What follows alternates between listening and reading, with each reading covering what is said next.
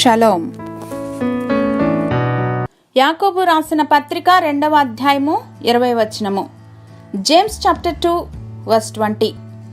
క్రియలు లేని విశ్వాసము నిష్ఫలమైనదని తెలుసుకొనగోరుచున్నావా? Do you want evidence that faith without deeds is useless? విశ్వాసం అంటే నిరీక్షింపబడు వాటి యొక్క నిజస్వరూపము అదృశ్యమైనవి ఉన్నవనుటకు రుజువై ఉన్నదని లేఖనాల ద్వారా తెలుసుకుంటున్నాం.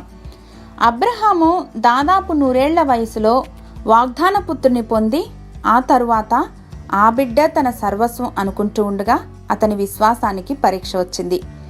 మరుమాట మాట్లాడకుండా, ప్రశ్నించకుండా, బేరాలాడకుండా దేవునిపై విశ్వాసముంచి ఇస్సాకును బలిపీఠం మీద అర్పించ వెనుదీయక క్రియల వలన నీతిమంతునిగా తీర్పు పొందారు. నిజమైన విశ్వాసి క్రీస్తును ధరించటము ద్వారా తప్పక ఆత్మఫలమును క్రియలలో కనపరుస్తాడు. మన క్రియలు ఇంకా పాతకంపు కొడుతూ ఉన్నాయంటే విశ్వాసంలో ఒక్క అడుగైనా పెట్టలేదనే అర్థం. నిజమైన విశ్వాసము దేవుని శక్తి పైన నమ్మకముతో మొదలై commitment, action and personal surrender ఇంకా విధేయతల రూపంలో బయటకు కనపరుస్తాం. విశ్వాసం అనేది రక్షణానుభవం ద్వారా కృపచేత మనకు అనుగ్రహింపబడిన గొప్ప వరం. It's a wonderful gift. వరాలు ఉపయోగించకపోతే నిష్ప్రయోజనమే. నమ్మకము, క్రియ కలిస్తేనే విశ్వాసం.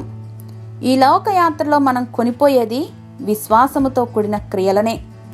దయామయుడివైన మా తండ్రి, కృపచేత మేము మిమ్మను విశ్వసించగలిగి అంతము వరకు వాడబారని విశ్వాసముతో మిమ్మను వెంబడించగలిగిన భక్తి జీవితాలను అనుగ్రహించమని యేసు నామంలో ప్రార్థించి పొందుకొని ఉన్నాం మా ప్రియ పరలోకపు తండ్రి. ఆమెన్.